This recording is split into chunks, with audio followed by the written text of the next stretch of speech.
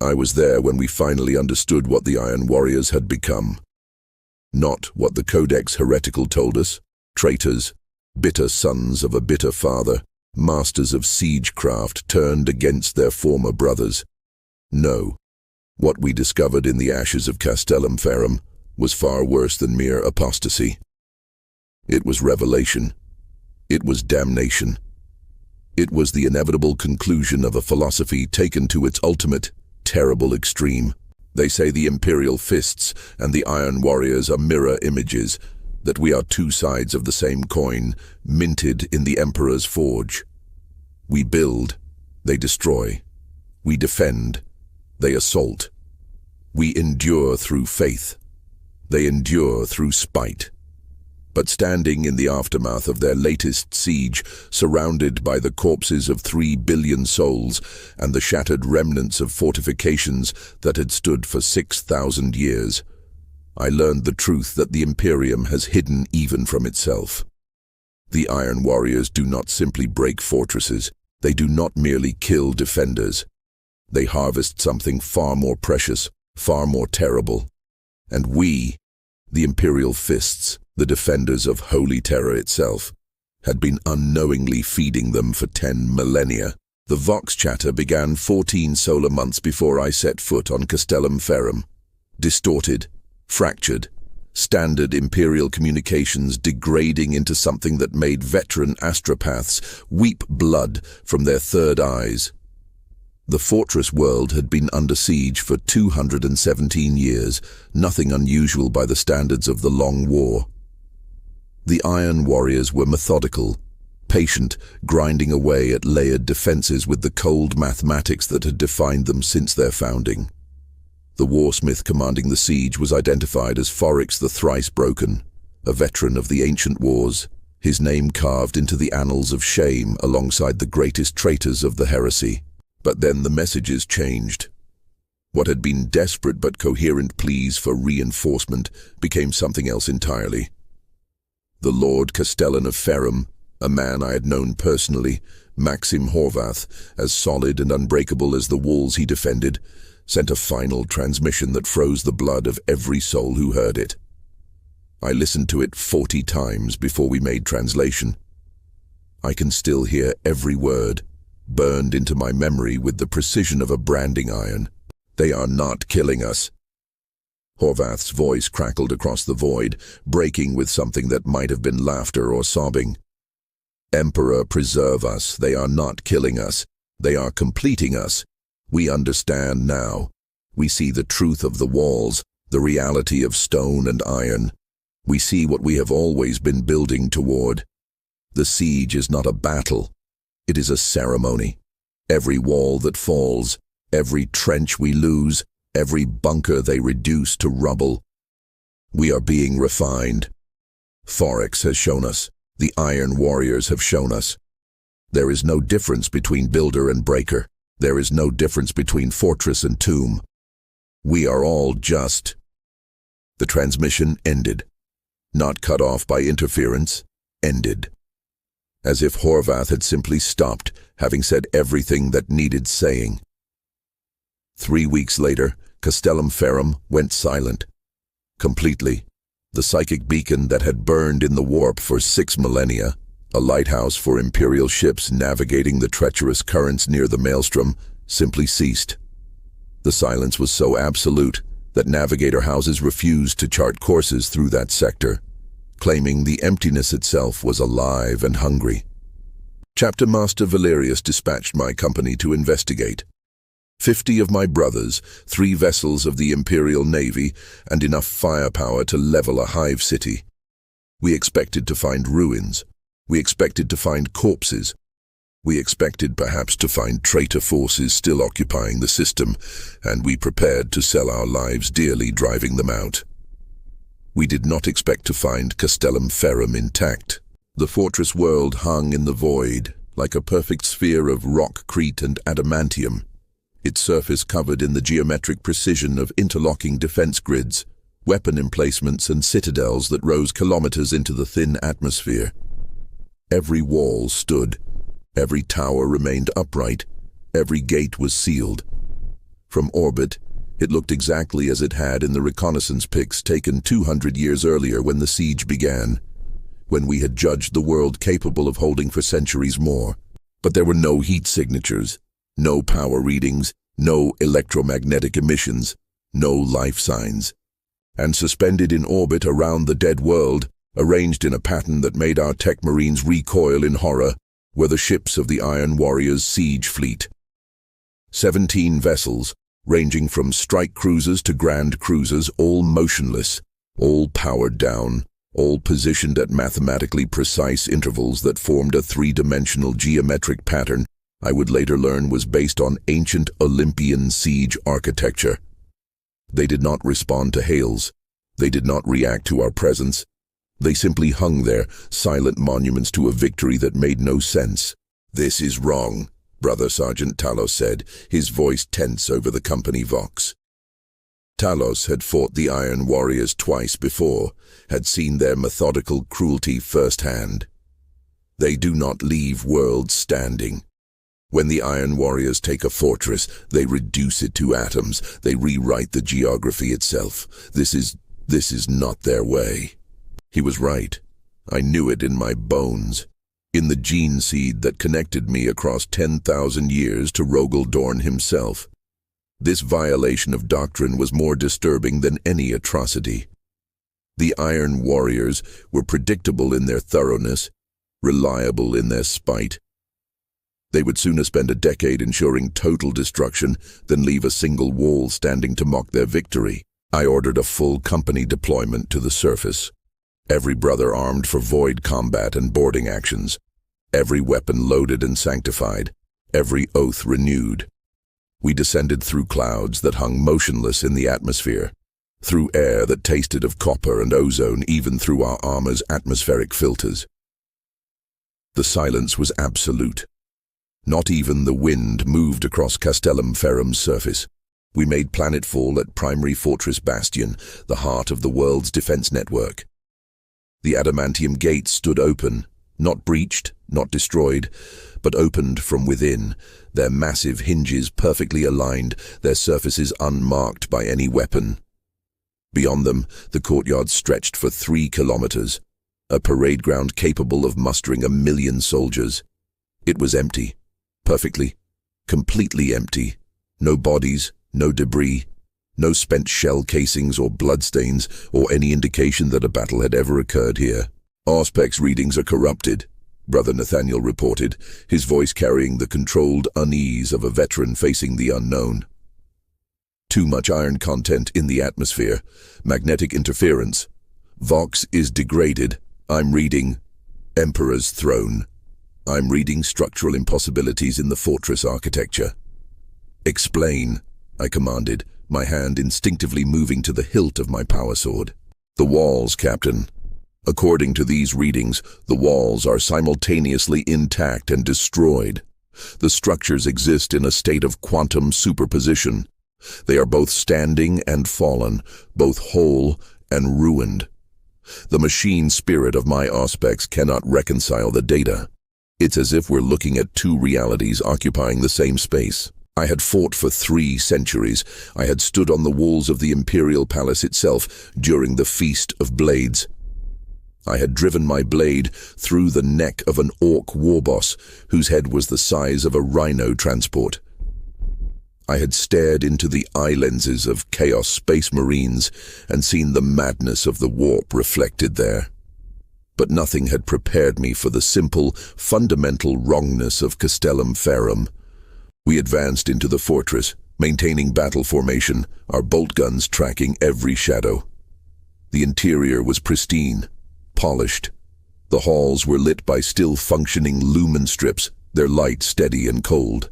The architecture was perfect, every angle calculated, every defensive position optimized, every corridor designed to channel invaders into kill zones. It was fortress design at its apex, the accumulated wisdom of 10,000 years of siege warfare made manifest in stone and steel. But there were no defenders, no bodies, no signs of habitation at all. We found the first aberration 3 kilometers into the fortress complex in what the schematics identified as the primary command center. The room was a cathedral of war, a space 50 meters high with walls covered in tactical displays, ammunition storage, and shrine alcoves dedicated to the emperor. In the center of the room, mounted on a raised dais, was a command throne that should have held Lord Castellum Horvath. Instead, it held a statue. Not a statue. Gods forgive me, not a statue. Horvath sat in perfect repose, his hands resting on the throne's armrests, his head tilted slightly upward as if gazing at some distant vision. His armor was pristine, every aquila and purity seal in place. His face was peaceful, almost beatific, but he was not flesh, he was stone. Gray, striated stone, the color of fortress walls, carved with such impossible precision that I could see individual pores in his skin, individual hairs in his beard, the faint lines around his eyes that spoke of decades spent squinting at siege lines and supply manifests. Brother Apothecary Galen approached cautiously, his nathesium humming as it scanned the figure. "Captain," he said slowly, his voice tight with professional horror, "this is not a statue. This is Lord Castellum Horvath. His biological signatures are present but transformed. His genetic structure has been partially converted to a silicon-based matrix. He's been petrified, but not by any natural process. This is deliberate, precise. His nervous system is still intact, preserved in crystalline form. If he still possesses consciousness." He trailed off, unwilling to complete the thought. I stared at what had been a man, what might still be a man, trapped in a prison of his own transformed flesh. His eyes were open. They were the gray of granite, but they were open. And I could not shake the terrible conviction that something within that stone shell was still aware, still witnessing, still experiencing an existence beyond my comprehension. "Search the fortress," I ordered. "Find the garrison, find anyone who can tell us what happened here." We found them over the next 6 hours. All of them. Every soldier, every officer, every tech priest and servitor and menial. 3 billion souls, the entire population of Castellum Ferrum, each one transformed as Horvath had been transformed. They stood at their posts. They sat in their barracks. They knelt in the chapels, frozen in prayer. They manned gun emplacements and siege walls and ammunition hoists, perfect statues of perfect soldiers in a perfect fortress, all of them stone, all of them positioned with mathematical precision throughout the vast complex. And none of them were dead. Galen's continued scans confirmed it. Their biological functions continued at a level so slow it was nearly undetectable. 1 heartbeat per solar week, 1 neuron firing every few minutes. They existed in a state between life and death, between flesh and stone, conscious but immobile, aware but unable to move or speak or die. They had become part of the fortress itself, living components of an architecture that had consumed them. "This is a weapon," Brother Sergeant Talos said, his voice hollow. "This is how the Iron Warriors siege now. They do not destroy fortresses. They complete them. They turn the defenders into the very walls they sought to protect. Every soldier becomes a brick. Every officer becomes a support pillar. The fortress consumes its own garrison, and what remains is perfection. Fortification without flaw, defense without weakness, siege architecture that cannot be improved because it has achieved its ultimate form." I wanted to reject his words, to deny the logic that made too much terrible sense. But I had seen the evidence. I had walked through kilometers of perfect corridors manned by perfect stone soldiers who would stand eternal guard over positions they could never leave. The Iron Warriors had not conquered Castellum Ferrum. They had perfected it. They had taken the philosophy of siege warfare to its ultimate conclusion, a fortress that was complete, immutable, eternal. And they had done it without firing a shot. We found the proof in the deepest levels of the fortress, in chambers that had been excavated during the siege itself, carved through bedrock by methods I could not identify, spaces that violated the original architectural plans. The walls here were different, darker. They pulsed with a faint, sickly luminescence that made my auto-senses scream warnings about warp contamination. The murals covered every surface. They were carved into the stone with microscopic precision, billions of tiny marks forming vast images that showed the history of siege warfare from prehistory to the present. I saw ancient Olympia. I saw the walls of the Imperial Palace during the Siege of Terra. I saw 10,000 fortresses across 10,000 worlds. And in every image, in every scene of attack and defense, I saw the same truth repeated again and again. There was no difference between the fortress and its defenders, between the wall and the will to hold the wall, between architecture and identity. The Iron Warriors understood this. They had always understood this. And they had spent 10,000 years perfecting the ultimate expression of that understanding. At the center of the deepest chamber, we found the mechanism. It was beautiful in its horror, a perfect synthesis of technology and dark sorcery, of engineering precision and warp corruption.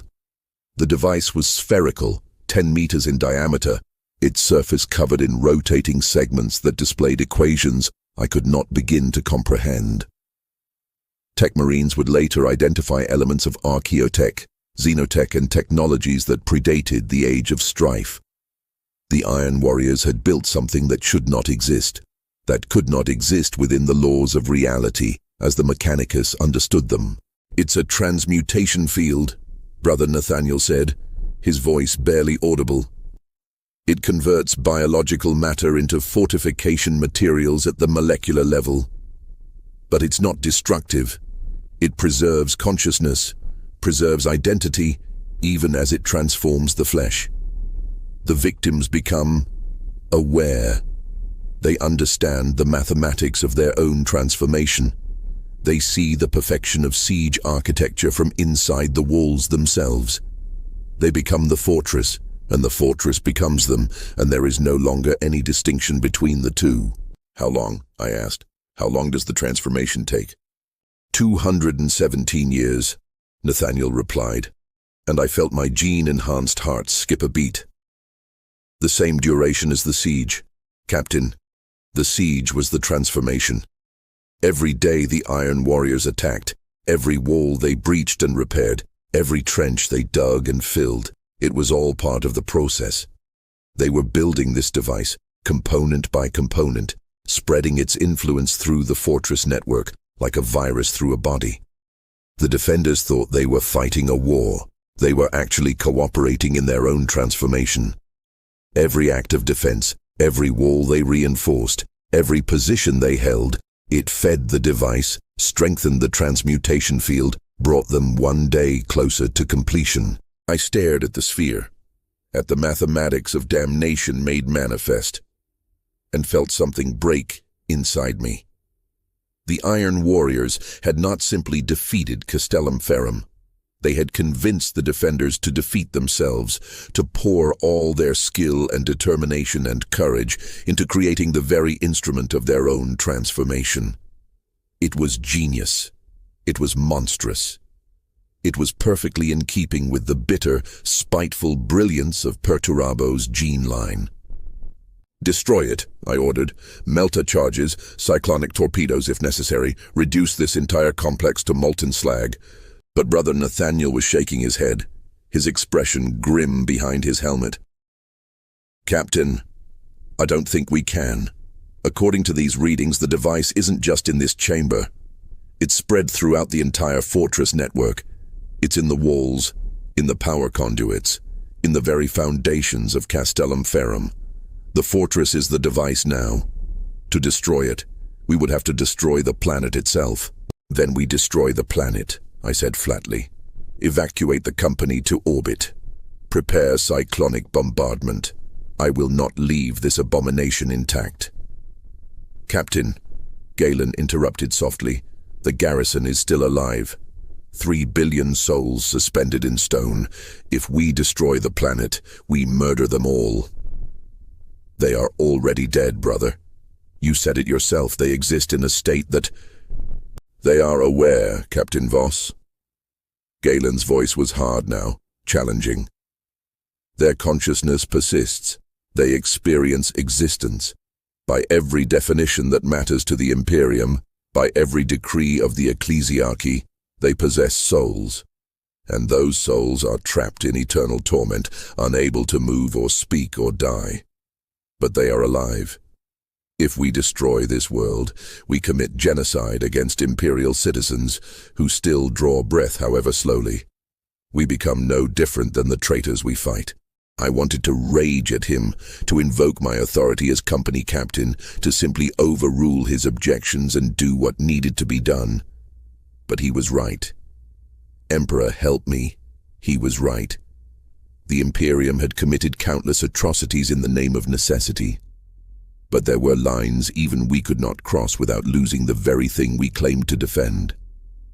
The defenders of Castellum Ferrum had fought for over 2 centuries to hold their world. They had endured hardships I could scarcely imagine, had watched their comrades fall, had held positions long after hope died, all because they believed in the Imperium, in the Emperor, in the sacred duty to defend humanity against its enemies. And now their reward was to stand eternal guard, transformed into monuments to their own courage, conscious and aware, and utterly unable to die. There must be a way to reverse the process, I said, hating how desperate I sounded. A counter-frequency, some method to undo the transformation. There isn't, a new voice said from behind us. We spun as one, weapons raised, targeting solutions calculated in microseconds. But what stood in the corridor behind us was no threat we could shoot. It was an iron warrior, but like nothing I had seen in 3 centuries of war. His armor was ancient, marked with the scars of 10,000 years of conflict. But it was not the ceramite and adamantium of tactical dreadnought armor or standard power armor. It was those things, but it was also stone. The same grey striated stone that composed Castellum Ferrum's walls. As I watched, portions of his armor flowed like liquid metal, reshaped themselves, became more stone-like or more metallic, according to some internal logic I could not fathom. His face was bare, helmetless, and I saw that half of it was flesh, scarred, ancient, grim, while the other half was stone, perfectly preserved, frozen in an expression of bitter satisfaction. "I am Forrix," he said, his voice a grinding rumble like tectonic plates shifting. "Though that name means less than it once did. I have transcended the limitations of simple identity. I am siege, I am architecture, I am the iron truth made manifest." My brothers opened fire without waiting for orders. A dozen bolt guns roared, filling the corridor with explosive death. The rounds struck Forrix and detonated, blowing chunks from his armor, his flesh, his stone portions. I saw ceramic shatter, saw muscle pulped, saw fragments of stone spin away into darkness. And then the wounds closed. The fragments flowed back, reassembled themselves, became whole again. Forrix stood unchanged, unharmed, as if we had never fired at all. "I remember you," he said, his gaze fixed on me. "I remember all of you. I knew your chapter master when he was a mere sergeant. I knew your gene sire when he drew breath and walked among men. I have fought the Imperial Fists for longer than your entire chapter has existed, and I know you better than you know yourselves. You build to endure. You fortify to protect. You turn warfare into architecture because you believe that stone and steel can shield the weak from the strong, can hold back the darkness through pure geometric perfection." He took a step forward, and I realized with horror that he was not walking on the floor. He was walking through it. His legs merged with the stone beneath him, flowed through it like water, emerged on the other side without breaking stride. He was not standing on Castellum Ferrum. He was part of it. He existed within its structure, could manifest anywhere within its walls, was as much present in every corridor and chamber as any load-bearing wall or support column. "But you do not understand what you build," Forrix continued. You think a fortress is a tool, a weapon, a shield raised against your enemies. You do not see the truth that Perturabo saw, that I have spent 10 millennia proving. A fortress is a living thing. It has a spirit, a consciousness, a will of its own. Every wall you raise, every gate you forge, every bunker you excavate, you are creating something that transcends mere matter. You are building entities that exist between the material and the immaterial, between the real and the warp, between life and death. You are insane, I said, my voice steady despite the ice in my veins. You speak heresy. You have embraced the corruption of the dark gods and... The dark gods?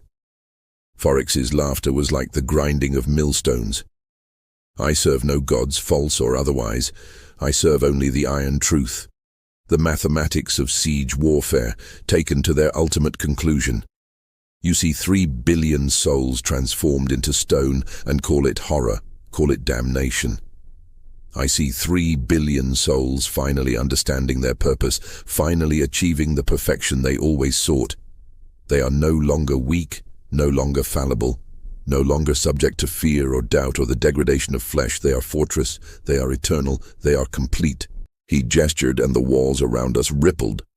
I saw faces press against the stone from within. Lord Castellan Horvath, soldiers I had known, citizens I had fought beside in other wars. Their stone lips moved, forming words I could not hear, their granite eyes filled with something that might have been agony or ecstasy, or both at once. For 217 years they fought with distinction, Forrix said. They held every wall I tested.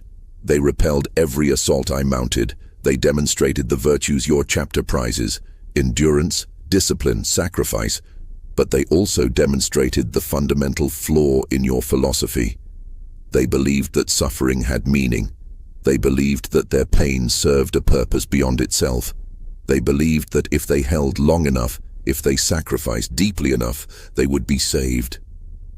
And instead you transformed them into monuments to your own cruelty. I spat.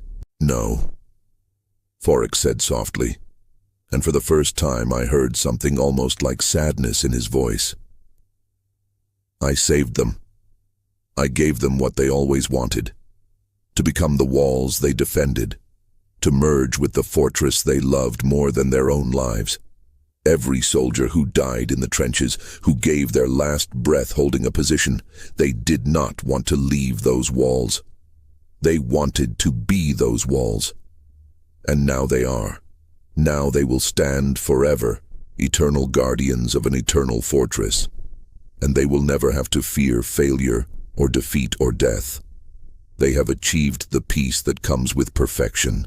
I raised my power sword, activated its disruption field. The blade hummed to life, wreathed in coruscating energy. We will stop you. We will find a way to destroy this abomination. We will free those souls from their imprisonment, even if we must commit exterminatus to... You cannot, Forrix interrupted, because this is not the only world. This is not an isolated incident. This is what the Iron Warriors have become. We no longer conquer fortresses. We complete them. Every siege we wage across the Imperium, every fortress world we invest, every stronghold we attack, we are bringing them to their ultimate form. We are showing them the truth they have always suspected but never dared acknowledge, that a fortress is not a place you defend. It is a place that defends itself. And the only way for a fortress to truly defend itself is for it to become one with its defenders. I felt the floor beneath my feet shift, felt the walls begin to ripple. Around me, my brothers cursed and stumbled as the very architecture of Castellum Ferrum came alive, responding to Forrix's will, or expressing its own will through him. I could no longer tell which. There are 17 worlds like this, Forrix said, his form beginning to dissolve back into the stone. 17 fortress worlds that we have completed over the last 2 centuries. And there will be more, many more. We have learned patience, we children of Olympia. We have learned to think not in years or decades, but in millennia. The long war continues, but it is no longer a war of conquest, it is a war of transformation. We are teaching the Imperium the truth about its own architecture. We are showing you what you have been building toward all these 10,000 years. We will stop you, I said again, but the words sounded hollow even to my own ears.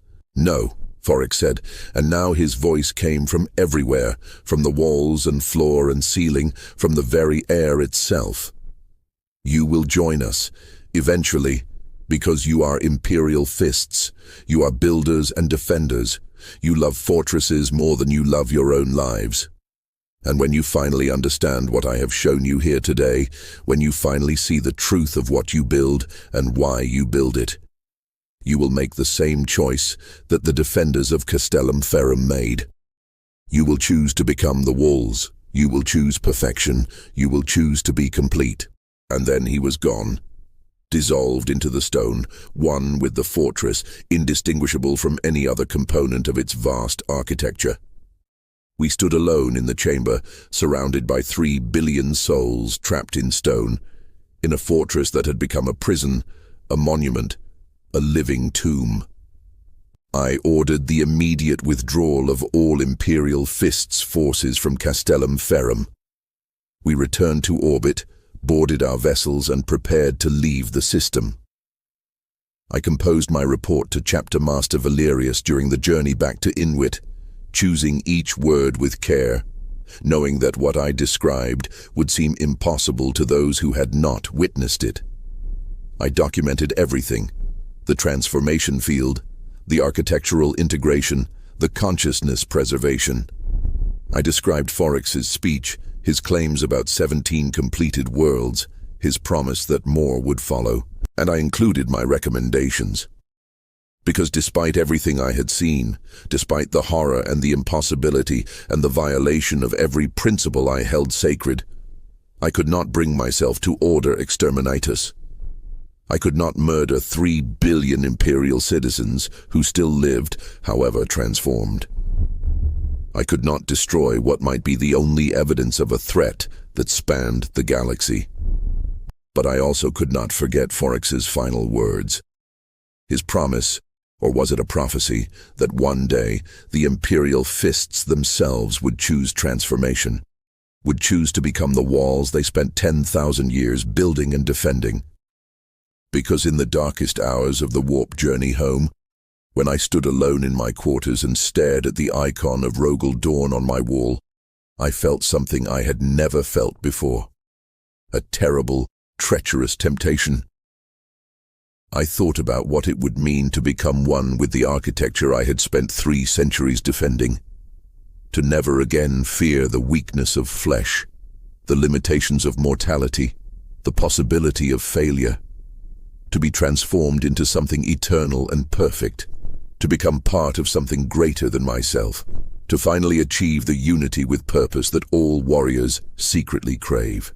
I thought about it, and some small poisoned part of my soul whispered, yes. I crushed that thought immediately, offered prayers to the Emperor, renewed my oaths to the Imperium. But I could not unthink it. I could not unfeel the appeal of what Forrix had shown me. And I knew, with cold certainty, that I was not the only one who would feel this temptation.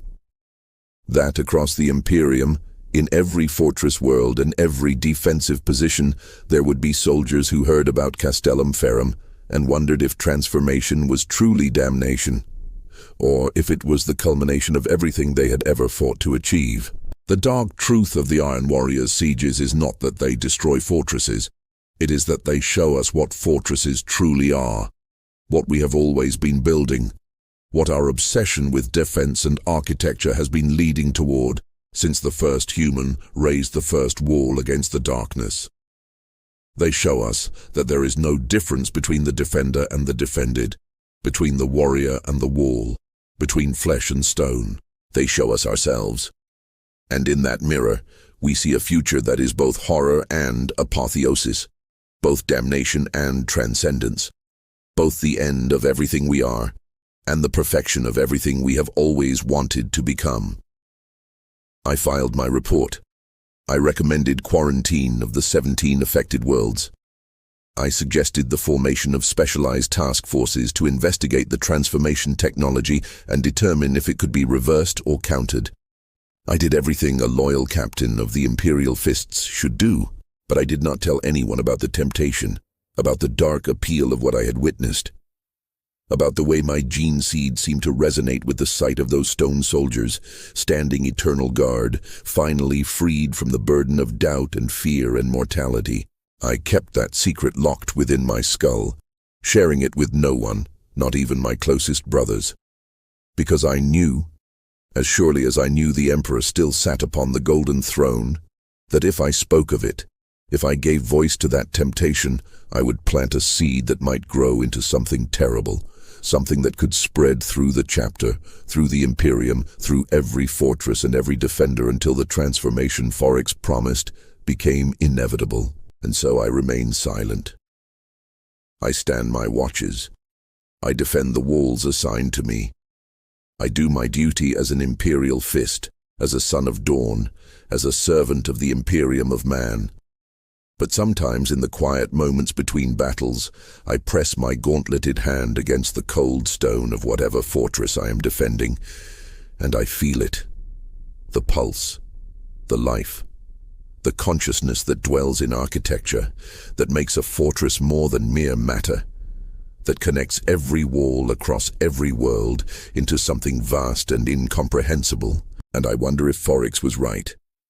If we have been building toward this all along, if 10,000 years of fortification has been nothing more than a slow transformation, a gradual merger between flesh and stone, between warrior and wall, between humanity and the dark truth that underlies all our defenses. I wonder, and I fear, and I keep building, because what else can an Imperial Fist do but build? What else can a son of dawn do but raise walls against the darkness? Even if those walls are hungry, even if they whisper, even if they promise that one day, inevitably, we will become one with them, and in that merger find either damnation or the only salvation that was ever truly available to us. The siege continues. It has always continued. It will never end. And we who defend the walls must decide, do we stand before them, fragile and mortal and doomed to fall? Or do we become them, eternal and perfect and forever trapped in stone? I do not know the answer. I fear I will learn it before I am ready. I fear we all will. For dawn, for the Emperor, for walls that stand eternal.